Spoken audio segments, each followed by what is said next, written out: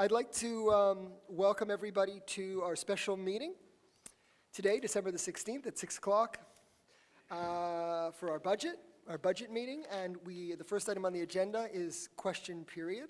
Do we have any questions yet? We're going to be presenting all the slides, but we could present the slides and then even have questions at that point. So why don't you present the slides, and then we'll allow questions, and then we'll pass the budget. Okay, Councillor Erdely, who is our finance portfolio counselor. So, great. Yeah, but let's all, I don't mind if we all go watch the slides. It might be easier to sit. So let's all watch stand so that you can see. Sure.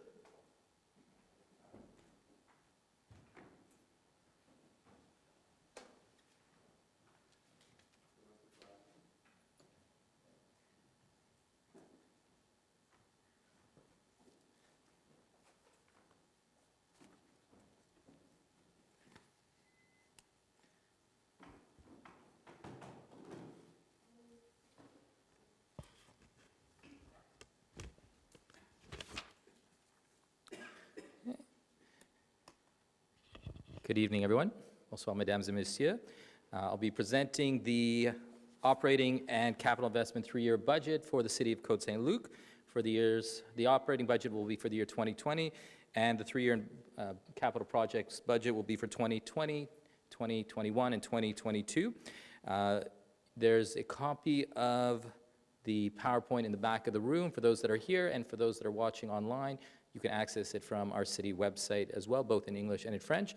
I'll be doing the presentation in English, but if there's any questions, s'il y a des questions en français, vous pouvez les demander.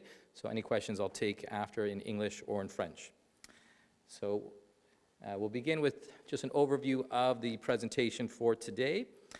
So I'll go over the process and the guiding principles that were involved. An overview of the 2020 budget. We'll go both in terms of the local expenses and agglomeration services, and revenue and expenses. We'll also talk a bit about the municipal property and water reserve tax rates, and the capital investment priorities, and again, the priorities or budget over the next 3 years. Keep in mind that we do this every year.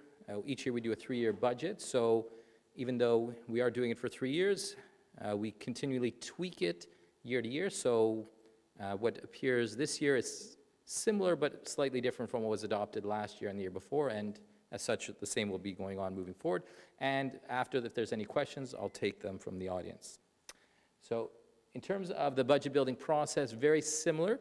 One of the key changes this year was we added in June a pre-budget consultation that was held here. We did it actually both live and via Facebook and had quite a few questions. It was something that was the idea actually of our treasurer, Angela Marino, and it's something we're going to continue to do. And the goal is, of course, to try to get more feedback from residents because we realized from previous years when we announce the final budget and get questions, it's very nice to have those questions, but it's hard to change the budget at this point. So the goal is to get it early as one of the first steps. And as you see, we started with the forecast and budget building process in June, continued in July, going through the guiding principles and figuring out what the key priorities were. In September, we did some early projections in terms of salaries, and this year, with the payroll and HR department, we really tried to focus on looking at the salaries and making sure that they were in the correct department, and I'll talk a bit more about that when I get to departments such as Public Works. October 2020, the departments finalized their budgets. November, we reviewed the capital project budget for the 3 years. Finalized the, let's say, the draft budget, which was presented to council and the audit committee and the tax rates as well. And we're at the point here where we're approving the budget today. In terms of the guiding principles, very similar to previous years. We want to ensure there's a balance between revenue and expenses. We want to make sure that the tax revenue covers the operating costs and minimizing the tax burden on residents. And just to mention, one of our goals for the last 14 years has been to try to keep the tax increase in line with the rate of inflation. That's something we've done for the last 14 years or so, or most of the last 14 years. We want to ensure that there's long-term financial viability, so keep in mind that if we do a change today, it not just affects the current year, but affects moving forward. And we want to try to optimize funding from federal, provincial, and other grants. And it's something the city has benefited from tremendously. both the tech grant, which I'll talk a bit more about, and some of the other grants, and you'll see a slide, and this year we got significantly more money, so I'm happy about that. And we want to try to, as much as possible, reduce the cost of borrowing. So what the city has tried to do over the last few years is, when possible, either to borrow money from ourselves, which is through the working fund, or to allocate funds from the surplus to avoid borrowing. Although interest rates are still relatively low, we're always cognizant that that may change in the future, and it's hard to predict where the interest rates will be a few years down the road. To continue with some of our guiding principles, we want to ensure that adequate funds are put aside for new constructions or upgrades to facilities, and one of the things we'll be talking a bit later is the building envelope for the City Hall. We've done previously the building envelope for the library and the tower, and for next year one of the priorities is going to be the building envelope for City Hall. We want to ensure that when we have new elements that are added, that is in the benefit of the community. We want to work towards being more transparent. That's one of the things we've tried to do over the last few years. We published the audited financial statements. We published, of course, the PowerPoint. We published the Excel spreadsheet on the budget, and we're continuing to do that, and as mentioned, through things like the consultation that was held in June, and the goal is to continue sharing as much as we can with residents, while, of course, maintaining certain confidentiality for some of our staff. And again, the goal is to try to improve the quality of resources or quality of offerings for residents while maintaining the services we are currently providing. Just a summary of local versus agglomeration. This is similar to previous years.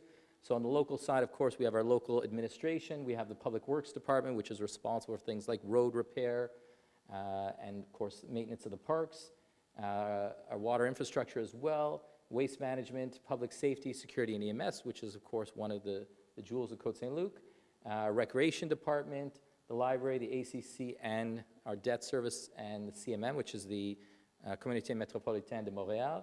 On the agglomeration side are things like the police, things like fire, the court system, evaluation, which is not done through Côte Saint-Luc, but the central city, public transportation like the STM, water treatment and distribution, 911, and social housing. So I'll start with an overview of the budget, beginning with the three-year tax roll. So 2020 is the first year of a new evaluation roll. So when there's a new evaluation roll, it affects, of course, the evaluation for homes and residents throughout the city. Our total revenue, our municipal tax revenue for the city is up by 1.9%, which is in line with the Conference Board of Canada's forecasted inflation rate for the Greater Montreal area at 1.9%. And one of the things, again, as mentioned, we've tried to keep that increase in taxation in line with that number. And if we looked, I was just looking at the average for the last 5 years is at 1.9% as well. And again, this is something we continue to try to do.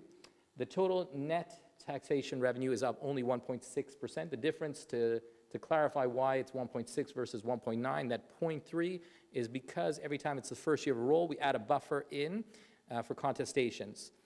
Every year when it's a new year or a new roll, there's a certain percentage of homes that contest, and again, these decisions are made through the central city. We don't know if we're going to win or lose. Usually the valuations end up somewhere in the middle, so we put a buffer or reserve for contestations.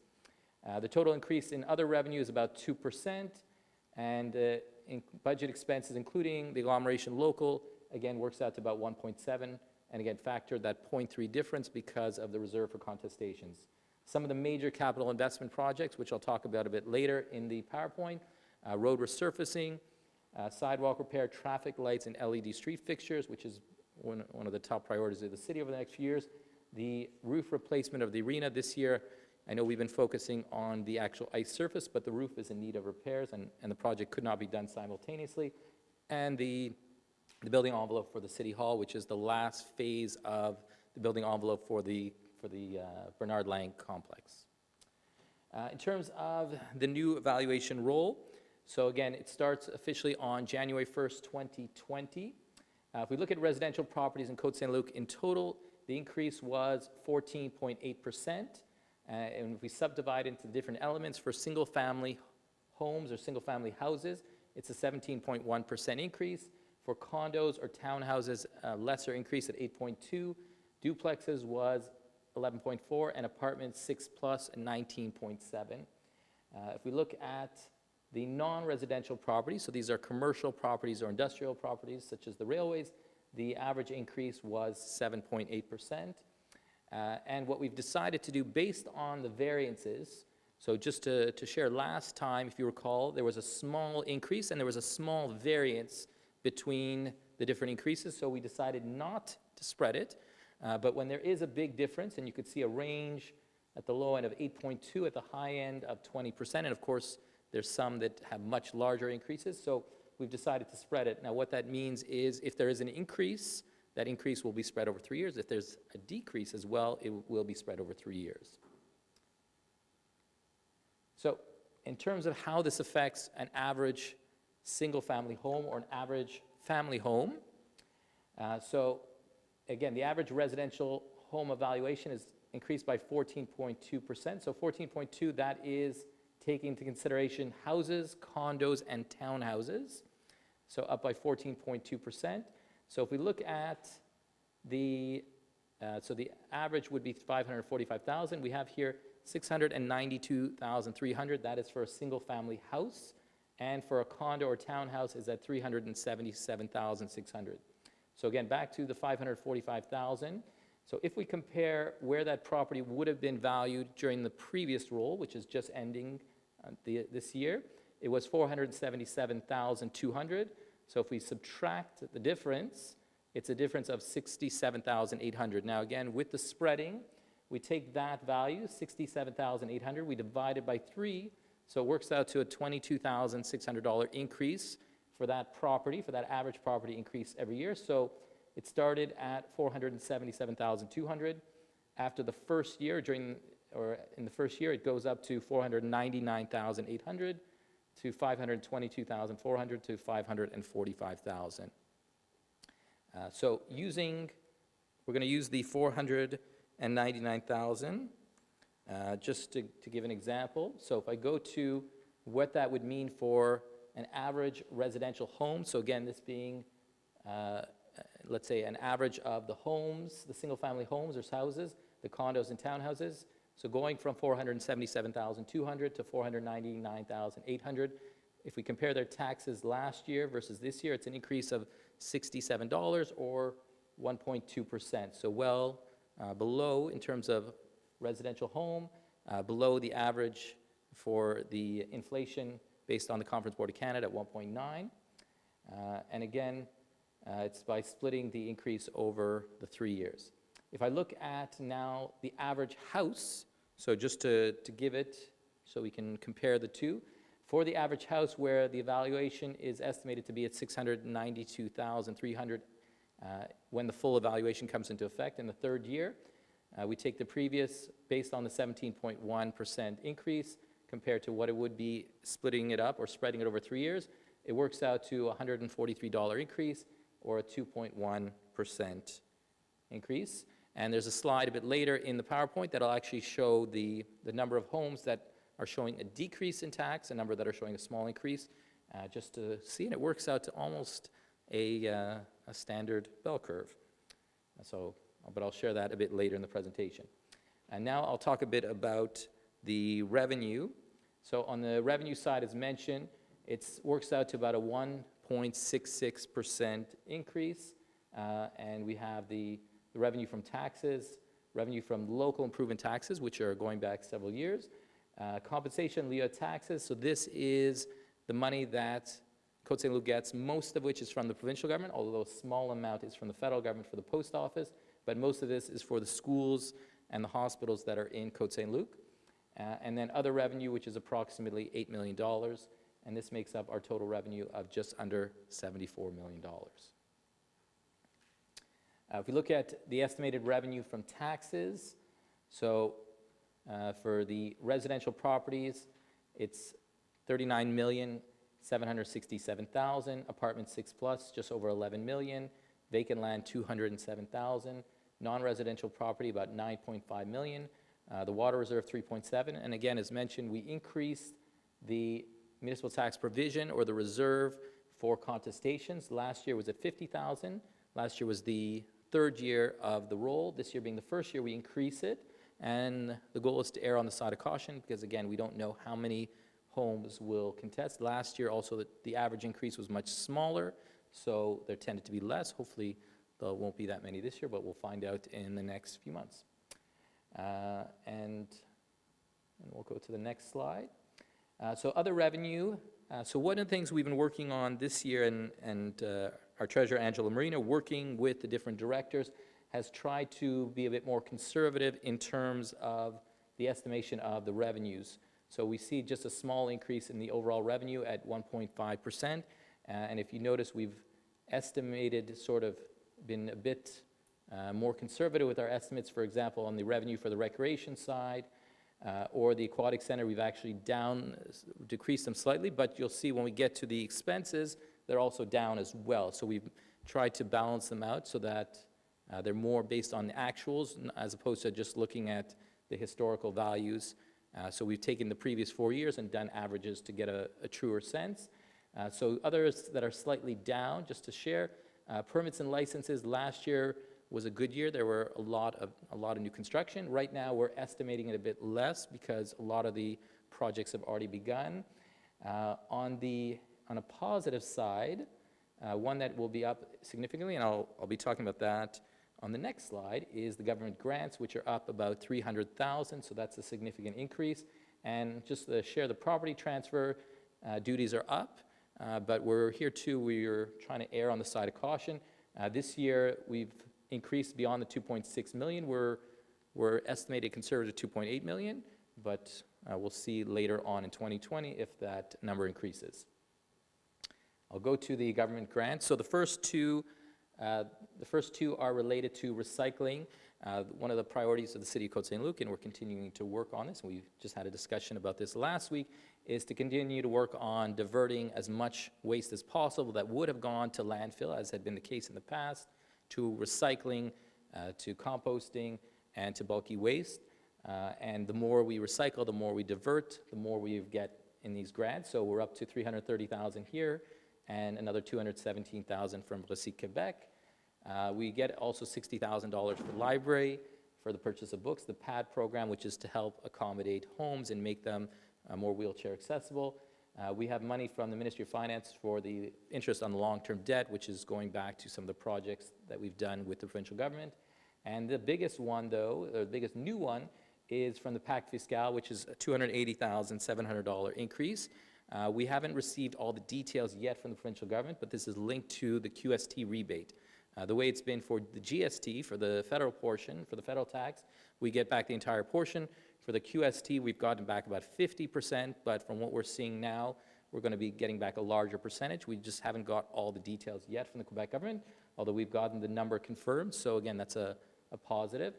And a small grant we get for summer students, which we try to hire every year to help students in the community get jobs and get their foot in the door to positions in the city. In terms of the breakdown of the revenue, very similar to last year. I think last year was just over maybe 87.0%. So this year, 86.97%, so virtually the same. So again, taxes are the #1 source of revenue for the city. And we were looking at one of the earlier audit meetings this year, comparing to other cities our size, and these numbers are very comparable. The next one is other revenue, which of course are the fees that people pay when using recreation, aquatics, and so on. And then we have a small amount for compensation of taxes and some revenues from local improvement taxes, which is a small percentage. So in terms of expenses, so the expenses are up a bit more significantly, but I'll be going through them as we do slide by slide and sharing some of the reasons.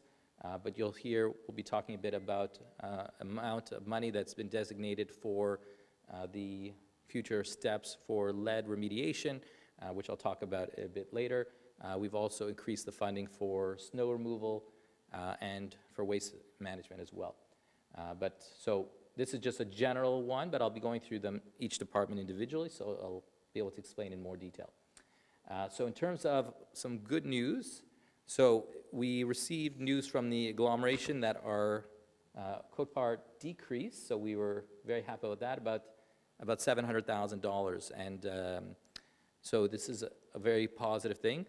However, the reason is partly because we had, the Côte Part had increased significantly last year because of a debt payment, an AGLO deficit of $86 million that was split among the different demerged cities.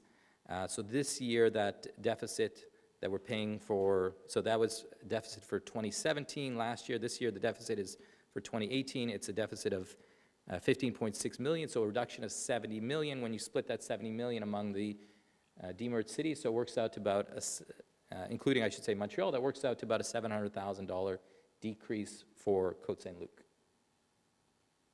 And just to, I guess, to share some of the other ones. So the portion, where is it here? The portion to the centre-ville is based on an $8 million fee that all the demerged cities pay to the central city, and it's split, and that is indexed as well based on inflation. And and just, I guess, to mention one more, for water, it's based on usage, and the current fee for water is, I have it written down here, is right now set at 21.18 cents per cubic meter. When I started, it was closer to 10 cents per cubic meter. So it's, in the last few years, the cost of water has about doubled. Sorry? Yeah. Yeah, has been transferred. So local expenses. So this is for the general administration, is an increase of 2.55%. I'll highlight some of the key points here. So just to mention, most of them are pretty comparable to previous year. For IT, we've managed to reduce the amount of expenses for consultants that we've been spending. And another one that was decreased is the employee contribution. So with one of the changes that was enacted by the provincial government a few years ago, there was a parity that was set up for the pension plan. Originally, the city was paying a larger percentage for the pension plan as opposed to the employees. 2020 is the first year where it's split 50-50, so we see a reduction here in the employee, in the Côte Saint-Luc portion of the employee contributions, and then the rest are pretty comparable, in line with the rate of inflation and in line with what the increase for our unionized workers. Right now, our blue collars for 2020, our blue collars are getting an increase of 2.75 based on the collective agreement, management at 2%, white collars has yet to be negotiated. And just to mention, one thing that we're not seeing in 2020, in 2019 we had a savings for the arena. So the arena was closed, as you recall, for most of the 2019 year.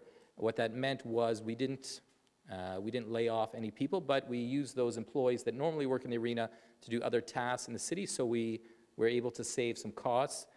The arena will be opening shortly, and I don't want to jinx it by saying that things are ahead of schedule, but so far it's looking good, so hopefully the arena will be open sooner than expected. So that savings was a one-time savings that won't reoccur. And I'll continue with the next slide. So the next one is for public safety. So again, roughly an increase of 2.5% in line with the increase for the employees, and this covers EMS, public security, and VCOP, as well as the building maintenance. So again, an increase of 2.45%. For public works, there's a slightly larger increase, so there's a few elements here. One is we've increased the spending for snow removal. Part of it is what we've seen because of climate change is an increase in the amount of freezing rain, an increasing amount in the cycle of warmer days, colder days. We've had to use a lot more salt over the last few years, and as mentioned in an earlier meeting, the price of salt has gone up, partly due to strikes that occurred in Ontario affecting the price of salt. The other thing we've tried to do, and as mentioned with regard to recreation, one of the things we're trying to work on is more accurately reflect our expenses as well with regard to public works. So we're looking at actuals.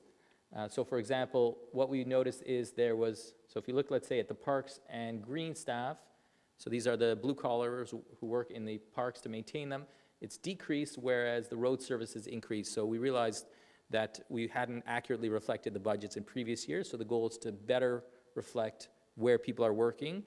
We have to make sure, one of the things the Public Works Department wants to make sure is when the employees are swiping, because often it is the same staff, or there's a lot of overlap in staff who work in the parks, and let's say working on the roads, and same with snow, is to make sure they're accurately reflecting where they're working. And I'll keep going to the next slide.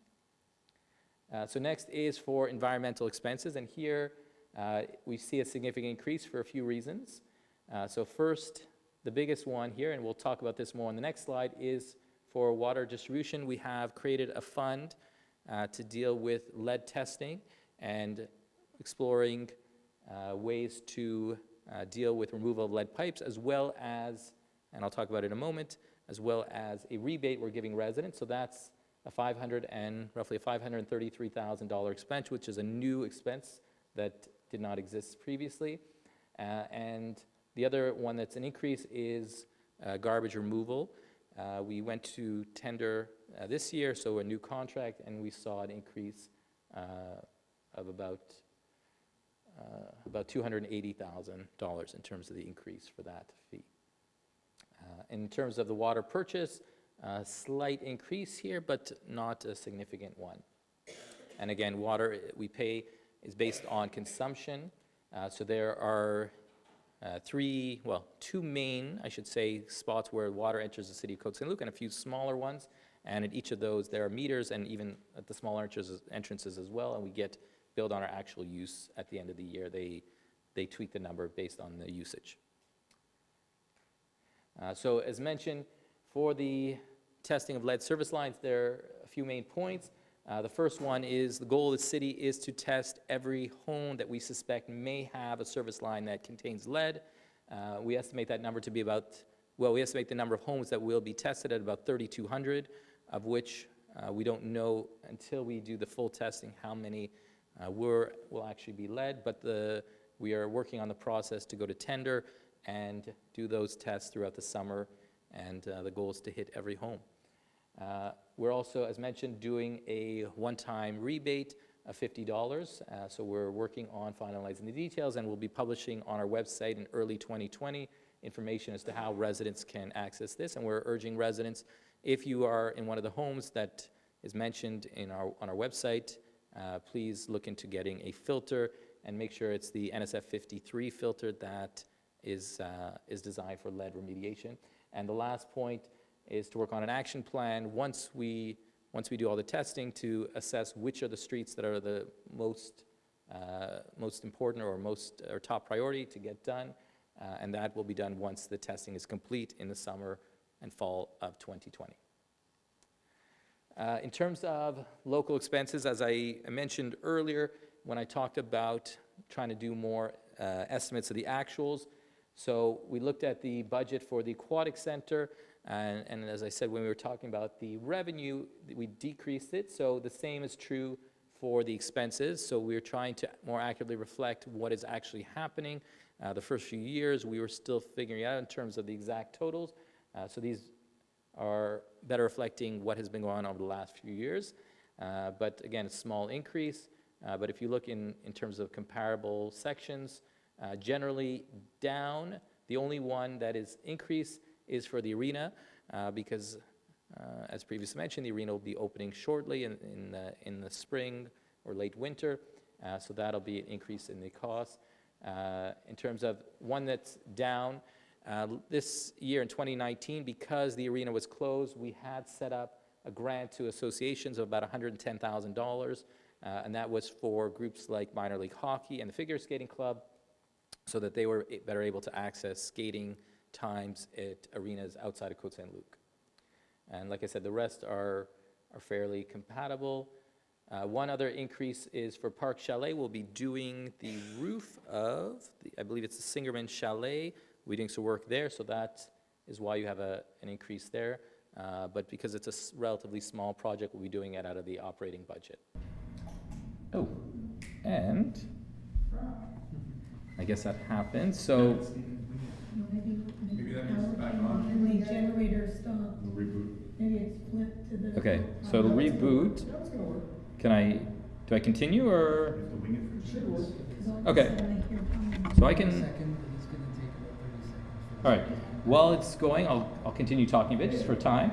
So the next slide is on, I have it on here as well, and you all have paper copies. And I don't know if is the camera still rolling, so you'll hopefully catch up in a moment. The next one is for the library. So here we see a slight increase of 4.62%, and I was reviewing this with our treasurer. The reason being, in this case, we had, in previous years, we had a few employees that were off on maternity or paternity leaves, or so this is the year everyone seems to be returning, so that's why it's a slight increase. And so basically, it's more that we had positions that were vacant or filled with replacements, and it seems that 2020 the employees are returning, so all those positions that had been vacant are now filled again, so that accounts for the increase. Next is debt services. So debt services, so pretty comparable. One of the goals of Côte Saint-Luc has been to reduce the long-term debt of the city, and it's something we've done significantly over the last few years. So here too we see interest payments of about 1.3, capital repayments of $5 million, and again, it's to reduce our debt. And just one key note here to share. We're on slide 29, so if you could, thank you, Angela. So one key new item here that we've done is we put in a $100,000 reserve. So this is for extra emergencies. Here's the library slide. So we put in a $100,000 provisional reserve. So again, these are for items that let's say may occur throughout the year. So just to make sure we have an extra buffer so that we can manage those. And it represents, as you can see, it represents about 0.1%. So it's a fraction of a percent. And for many cities, it's standard and something we're doing now. Next is on the CMM and some other expenses. So the CMM is comparable, slight increase. So that is for the Communauté Métropolitaine de Montréal. Our appropriation to the Capital Working Fund. So this is sort of an in and out budget. As mentioned previously, the goal of the City of Côte Saint-Luc is to try to cut down on expenses in terms of interest and borrowing costs. So this is a way we borrow money from ourselves, from our reserve fund that was set up, or a working fund. And when we borrow from ourselves, of course, we don't pay interest, but we do pay the money back either on a 5-year or 10-year interval, depending on the item. And again, that way we can save money on borrowing. One key difference here, which accounts for what looks like a large percentage increase, even though it's not actually that as such, is in previous years we had been allocating $150,000 reserve or allocation from the water reserve. What we realized is we weren't actually spending that money. So because we hadn't spent it, we decided just to eliminate it. So even though, if you look at the other items, they're very comparable, it's just that we have removed this $150,000 reserve from the water fund.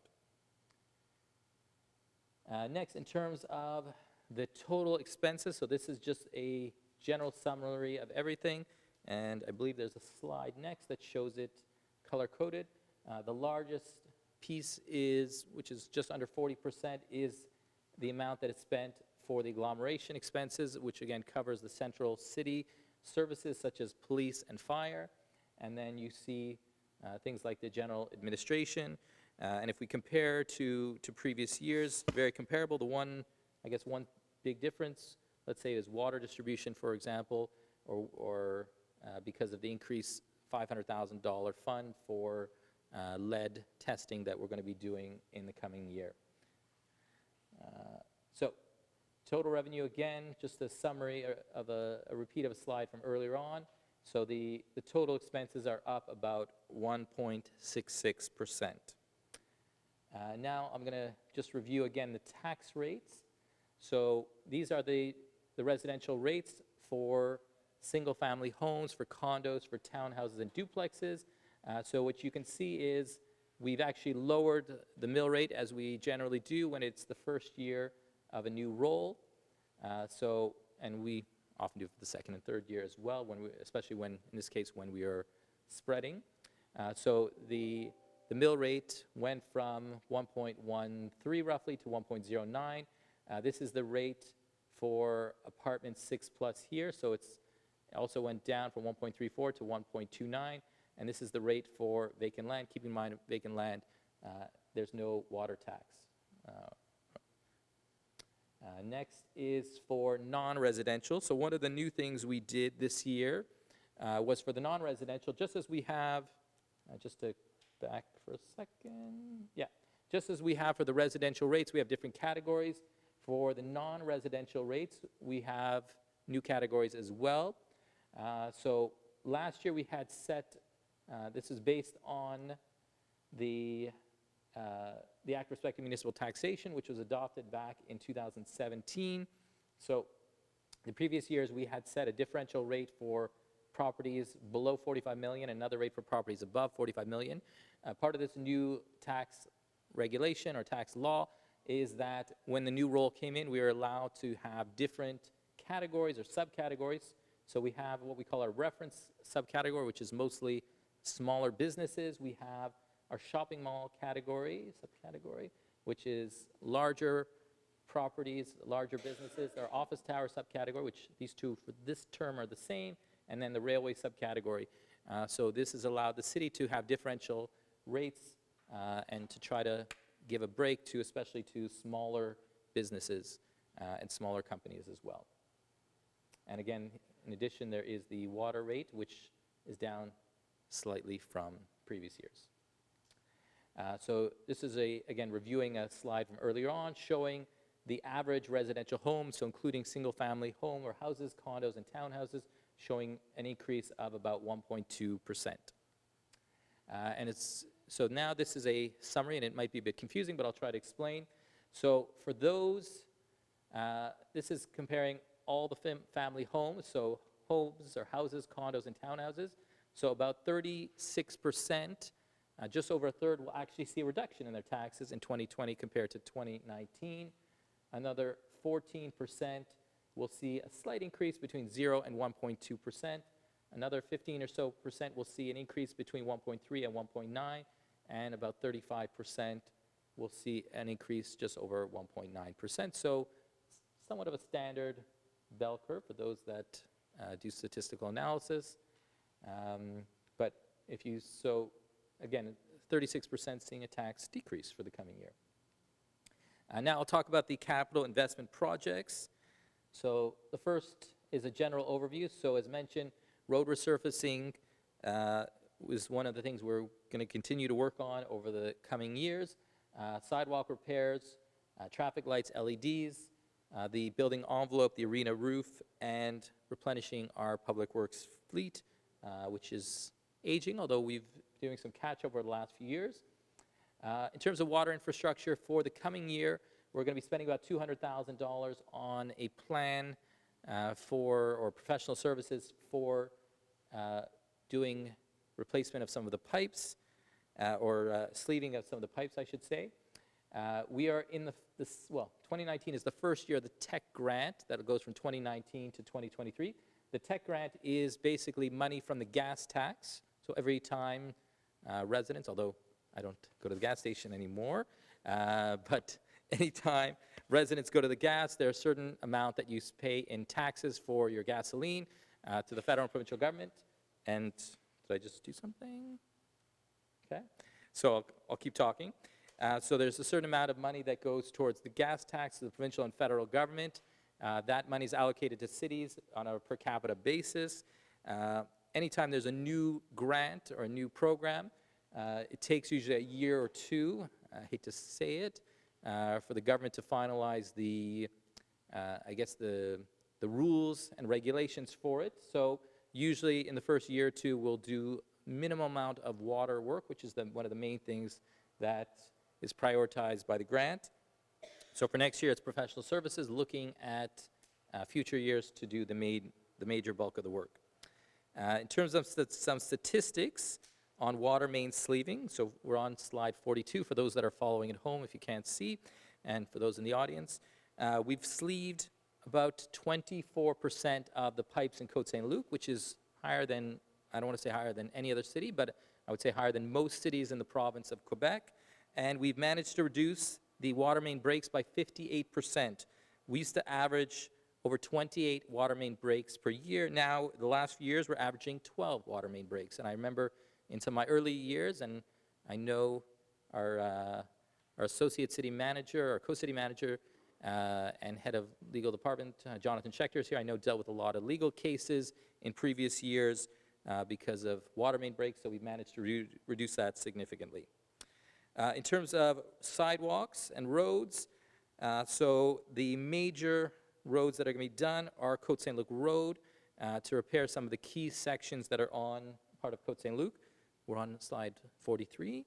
And Hudson, and in terms of Hudson, we'll be doing the section between Mackle and the CP yards. We're also going to be doing various sections of sidewalk. In the last few years, we've replaced, I should turn that off. In the last few years, we've replaced 9,250 meters of sidewalk. So we're averaging just under 2,000, so about 1,800 meters a year in terms of sidewalks, which is huge. Traffic lights, in particular, working on synchronization of the traffic lights on Cavendish and LED lights, and this is part of a multi-year plan to switch the lights in Côte Saint-Luc, both the Cobra heads and the cube lights, to LEDs. And just a map here showing some of the, you could see colored and the different colors, the roads that have been repaved over the last few years, and over the next few years we'll be doing a significant number of roads as well. In terms of parks and recreation, the goal is to increase the number of trees that are being planted. This year, we've planted 263 trees in the city and another 410 in the Ashkelon Forest, so about 673 in total. At the same time, we felled or cut down 516 trees, most of which because of the emerald ash borer. The goal is to make up the trees that are being cut. For a few years, we were in a deficit in terms of annual number of trees that were planted versus cut down or felled. The goal moving forward is to try to catch up on those years, and the last few years, I have to say, we've been on the positive side. So for next year, we're looking at planting at least 250 trees. Small park upgrades and playground equipment is something we've been prioritizing at the city, and to make sure that our parks are maintained and up to date. And looking at the Trudeau Park baseball fields, so these are the fences for fields number 2 and 3 at Trudeau Park, where we're going to improve the fencing. In terms of the building and library improvements, so the total is about $3.8 million. The biggest expense, as mentioned, is the City Hall envelope. I talked about the arena, the roof, and the scoreboard as well. We're also looking at the recreation center, the air conditioning unit last year, which failed. We put in a temporary replacement for last summer, but the goal is to have a permanent replacement in 2020. The ACC, the accessibility buttons, and some sound baffling for the indoor pool. For those that are in the pool, working in the pool or there, I'm there a few times a week. So the sound is quite loud from the ventilation system, so it's to minimize that. And looking at the public works yard renovation, professional services. So that is to improve the layout and the surface of the public works yards. In terms of vehicles and fleet maintenance, when I started, we were quite far behind. For those that recall, the snow blowers, for example, we used to have all the turquoise vehicles, which went back to the 60s and 70s. So when I started, we had an aging fleet, one of the oldest. Now, I would say not necessarily the newest, but we're getting a newer fleet. How that helps is when there is a snowstorm, the vehicles are on the road where they should be and not in the shop, and it allows us to do a much better job and be better than most of the neighboring cities in terms of snow removal, as an example. So some of the things that we'll be replacing are 3 6-wheel dump trucks. These are going back to 2004, 2 of them from 2004, 1 from 2006. A pickup truck replacing a vehicle from 2007. A street broom or street sweeper from 1997. A loader with a snowblower. This is the oldest one that's left in 1991. 2 tractors with salt spreaders from 2006. a salt box. This goes in the back of a truck, or one of the large trucks from 1995, and a tree trunk chipper going back to 1995. And as mentioned, we've had to cut down more trees because of the emerald ash borer to try to reduce the spread of the ash borer, and so our tree trunk chipper is in need of replacement. On the IT side and public safety, we're looking at upgrading some of the cameras. So every year we do more of the cameras, replacing some of the older analog cameras with digital, AV equipment upgrades, computers that are part of our cycle. Each year we replace some of the computers, server replacement as well. The city has a cycle or schedule that we look at. And the last one is some new defibrillators that are actually less expensive than we originally thought. So we're happy about that. So this is a summary of the totals. So the total, actually I'll switch to, so the total of the capital expense is about $9 million. When you include the non-refundable QST, although we may get maybe some of that back, a bit more of that back through this new Pacte Fiscal, works out to about $9.5 million. However, what we've been quite good at is using other sources of funding. So in this case, these are from some closed bylaws, but mostly some open bylaws where we've either borrowed money in the past or committed a bylaw but haven't yet borrowed. So we're using funding from there, some provincial grants. So it works out to about $6 million potentially to be financed. Although, just to mention, we don't finance the money until we actually have the expense, until we know the exact price. In the past, sometimes the city would borrow the money in advance. The problem with that is, of course, you end up paying the interest right away. So this time, what we try to do, because we're in a healthy financial situation, we wait until we have the exact expense and we start spending, and then we try only to borrow if really necessary. And if you look here, some of the numbers for the future years, and just to show you some of these numbers, 4.7 and 6.6 million. So these are from the tech grant, so where the city will be getting, we previously used to get about $9.5 million for the cycle. Now it's over $10 million because they changed the funding formula slightly. And obviously, for the future years, we'll have more information on that. And as mentioned, keep in mind the 2021 and 2022 portions, we adjust them each year, so they might be slightly different next year when or whoever presents it at that time. And I believe that's it. So I'll take, I know we have a few members of the audience here. Any questions from those in the audience? Yep. Yep. Very good presentation. Thank you very much. I thought it was very well put together. Thank you. And it's nice to get a look at the next 3 years and next year. And, I know that climate change is a very big matter in our agenda of all cities. And I think that our city can adopt different ways to really foster climate change. Number one is mobility. I know that we have 3 commuter vehicles at the city, and I know that we're looking to expand. What is the plan for investing in car sharing? So actually, first, if I could share one thing I didn't mention. It's good that you reminded me. Okay, so sorry, the question was about, with regard to climate change and with regard to how the city can do a bit more. And the question was about communauté or car sharing. But before I get in that, one of the points that I forgot to mention was that the city has allocated for the upcoming year a small grant that will be split among, I believe we've set it at a $200 grant up to a maximum of a budget of $10,000 for residents, for those residents that are purchasing electric cars and get a home car charger. And the goal is to try to encourage more and more residents among the council. There's a few of us that have purchased electric cars, so we're trying to encourage more residents to do that. In terms of communauté, and I'll let maybe Councillor Sabag answer in a moment, but just to mention, the city doesn't pay for communauté. It's something that they pay for, but we are trying to work with them. I know Councillor Sabag has worked with them, and maybe you want to share a little bit more. Oh, maybe just, if you want to come to the microphone, just so you can. So there is a plan to expand that service across the city.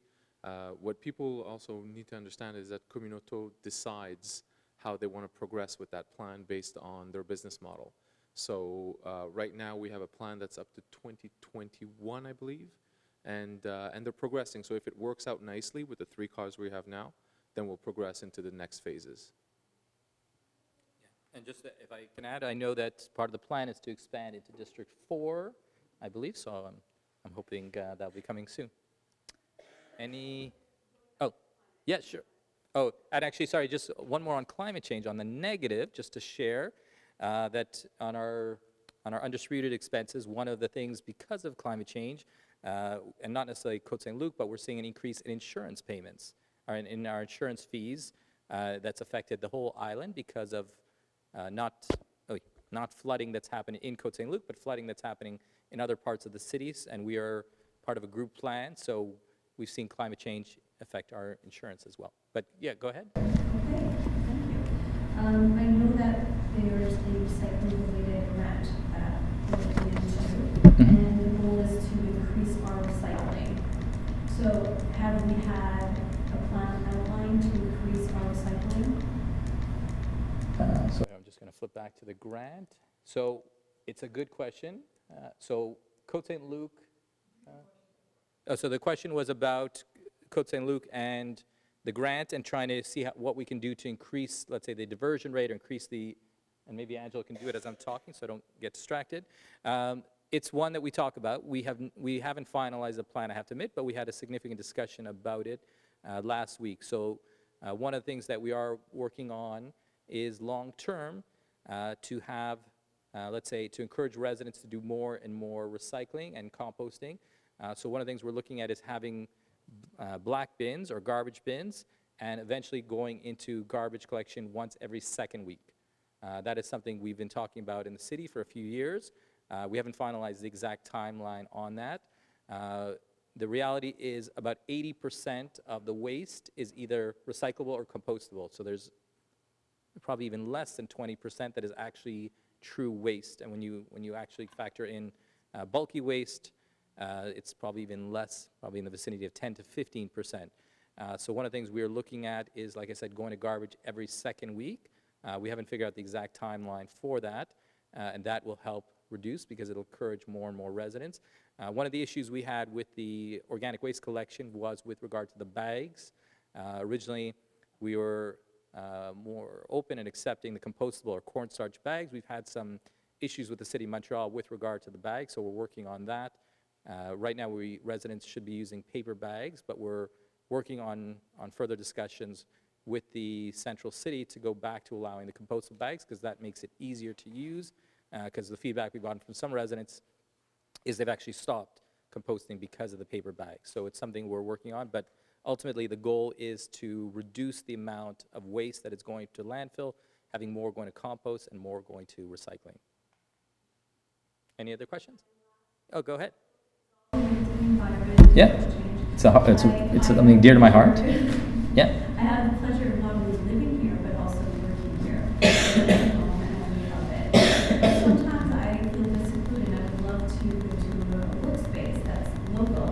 And I was wondering, and this is probably a hybrid initiative, it's not just a city initiative, but I do feel that maybe we could reduce some traffic and some commuting by encouraging workspace communities here. And I was wondering if that is something that we really thought of. So, Perhaps, part of the library, converting it as a common work area. so I'll try to answer. That's a tougher question. So the question was about residents in Côte Saint-Luc who want to find a common workspace either to work from home or a collective workspace. So I'll say two things. One of the things we are working on is a larger mobility plan. And I know Councillor Burku has been one of the councillors leading this along with the mayor, and that's something we're continuing to work on. The other thing is that the city, and I have to admit it's more Councillor Burku's dossier which was the CLD, but is now called the... Is it still CLD? Okay. So there was the CLD, or it was a group that was funding basically small and medium-sized businesses, and I know Councillor Burku was the key person, but I have to admit I had a chance when she was absent a few times to represent her at some of these committees, and the goal was to help, like I said, young entrepreneurs working in Côte Saint-Luc. And one of the things we did look into at the time was trying to set up some of these common workspaces. It was more complicated than it seemed, but it's something definitely we can revisit and see if that's something that we can help facilitate, like I said, entrepreneurs in the city. So I hope to have more information, and, oh no, definitely. Thank you. Any other questions? Yeah. I guess for simple, since I guess my counselor's sitting with me, I'm assuming Capital Works, Berwyn Park seems to be, renovations seem to be on hold for this year? So with regard to Kerwin Park, oh.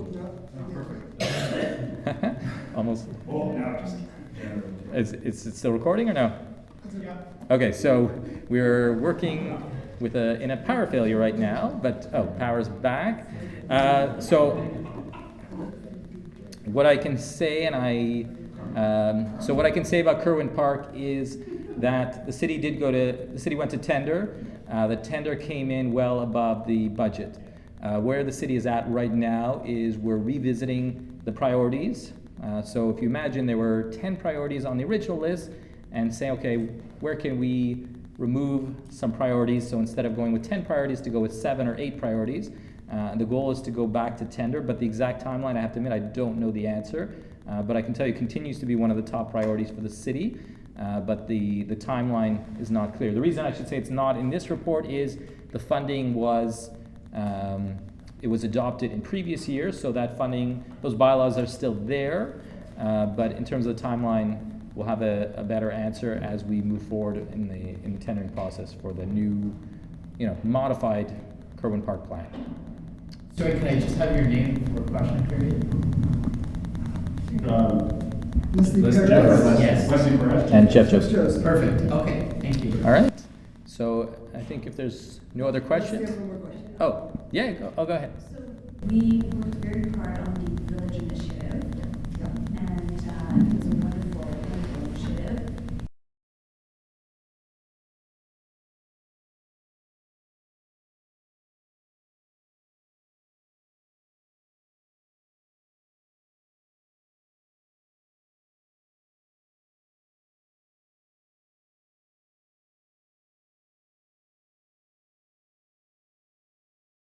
So that, I have to admit, I don't have all the answers, but I know that, just if I can maybe let the mayor answer that one.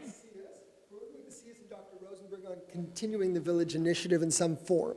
So hopefully they're going to be the leaders. They're studying it right now. They're very interested because they want to get people out of the emergency, and they really liked our initiative. So hopefully that's going to be good news for 2020, and it's not going to be from our budget necessarily. So that's great. Well, before I conclude, I just want to say a special thank you. Thank you to our treasurer, Angelo Marino, for all his hard work to prepare this budget. I want to thank all the directors, the city administration who worked with him as part of the team. I have to say, as city councilors, we come and appear at meetings, and of course we help direct, but it's really the administration that does the work behind the scenes, and we're very lucky to have such an amazing team. So thank you. All right. And with that, I'll, return to my seat.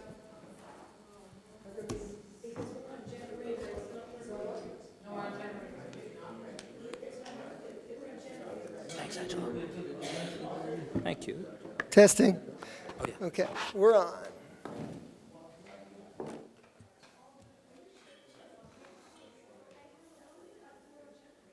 All right, councilors, come join me. I'd like to thank Jeff Joseph and Leslie Perez. Leslie and Jeff, thank you for coming. Really appreciate it. And thank you for your questions. And of course, Elaine Brownstein and staff.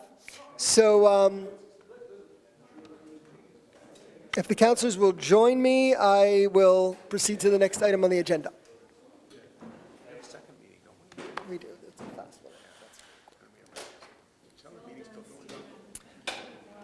Okay, I'd like to thank Councillor Erdely for an excellent presentation. Really well done. Extremely well done in terms of all the slides from staff and the way they were explained and answering the questions so completely. Thank you, Councillor Erdely. You are the finance guy. Absolutely great. So now we'll move to the next item on the agenda, which is the adoption of the budget. Item number 2, Councillor Erdely. Take your time. Yeah, just give me 1 second. No rush. And just as I'm adopting this, and I hope the camera's still rolling, so again, for residents who are watching at home, you can feel free to go to the city's website. You have a copy of the entire budget presentation, and you can sort of follow along. I know the power was cutting in and out. It seems to be throughout the day there's been power failures, but you can follow along. And of course, there's also an Excel spreadsheet that has the key information, and if you have any questions, of course, feel free to reach out to myself or to Angela Marino, our city treasurer. I'll move with the adoption of the operating budget. Be it resolved that Côte Saint-Luc City Council hereby adopts the 2020 operating budget as follows. Revenues, $73,997,900. Expenses and appropriations, $73,997,900 for a surplus deficit of 0. And hereby annexed to the minutes to form an integral part of said document entitled Appendix 1. Moved by Councillor Erdely, seconded by Councillor Cohen. Any further discussion? All in favor? Anyone opposed? Carried unanimously. Thank you, Councillor Erdely. And now we move to the next item, which is the 3-year capital budget. Councillor Erdely. Thank you, Mr. Mayor. Be it resolved that Côte Saint-Luc City Council hereby accepts and adopts the 3-year capital expenditure plan for the 2020, 21, and 22 years, totaling $32,215,000 plus applicable taxes, hereby annexed to the minutes to form an integral part of said document entitled Appendix 2. Moved by Councillor Erdely, seconded by Councillor Burku. Any discussion? So just to reiterate one more time, so even though we are adopting the full 3 years, as mentioned, it's really only the coming year that is definite. It's the following years are we revisit year to year. And just to mention, if a project, as mentioned previously with Kerwin Park, if a project does come over budget, then we take a moment and of course revisit whether it's something we want to move forward with in that year or to revisit in future years. Thank you. Moved and seconded. All in favor? Anyone opposed? Carried unanimously. And now we move to the next item, which is adjournment of this meeting. Moved by Councillor Kajewski, seconded by Councillor Burku. All in favor of adjournment of the first meeting. And then we're going to move into our next meeting, which is the meeting at 6:30. And there's a question period. This deals with a bylaw concerning taxes for the city of Côte Saint-Luc. It's a notice of motion and tabling, and for the approval of the projects to be undertaken in 2020, finance from the working fund, and a bylaw to consolidate existing tariffs for the city of Côte Saint-Luc. Any questions on that agenda? Okay, so I'll move to item number 2, Councillor Erdely. Thank you, Mr. Mayor. I hereby give notice of motion that bylaw 2548 to be entitled Bylaw Concerning Taxes of the City of Côte Saint-Luc for the fiscal year 2020 will be presented at a later meeting for adoption. And the tabling. And I hereby table draft bylaw 2548 to be entitled Bylaw Concerning Taxes of the City of Côte Saint-Luc for the fiscal year 2020. Thank you, Councillor Erdely. Mr. Mayor? It's notice of motion and Yeah. tabling. Correct. I just wanted to table a friendly amendment in the French version of draft bylaw 2548. The fiscal year should read 2020. So I would just like council's authorization to make note of that and to correct same. Okay. Thank you, Maitre Schechter. Yes, Yes, Councillor Burku. I just want to point out that the adoption of this bylaw concerning the taxes and the tax rates will be held on Wednesday, December 18th at 6:30 p.m. Yes. So it's basically the tax rates that were presented in the presentation of the budget, and then we're going to, tonight we give the notice of motion, and Wednesday we adopt them. Now we move on to item number 3, which is approval of the projects. Councillor Erdely. Thank you, Mr. Mayor. Be it resolved that for the 2020 fiscal year, the City Council approves borrowing pursuant to a non-interest-bearing loan from its working fund for the following projects: purchasing and planting of trees up to a maximum of $100,000, plus applicable taxes to be amortized for a period of 10 years, ACC accessible buttons for remaining doors up to a maximum of $35,000, plus applicable taxes to be amortized over a period of 5 years, Recreation Center air conditioning unit up to a maximum of $90,000 plus applicable taxes to be amortized over a period of 10 years. Arena electronic scoreboards up to a maximum of $30,000 plus applicable taxes to be amortized over a period of 5 years. Security camera system up to a maximum of $15,000 plus applicable taxes to be amortized over a period of 5 years. Audio video conference room equipment upgrade up to a maximum of $65,000 plus applicable taxes to be amortized over a period of 5 years. Computers up to a maximum of $60,000 plus applicable taxes to be amortized over a period of 5 years. Server replacement up to a maximum of $17,000 to be amortized over a period of 5 years. And defibrillators up to a maximum of $30,000 plus applicable taxes to be amortized over a period of 5 years. And that the city shall provide every year out of its general fund a sum sufficient to repay the various loans back into the working fund.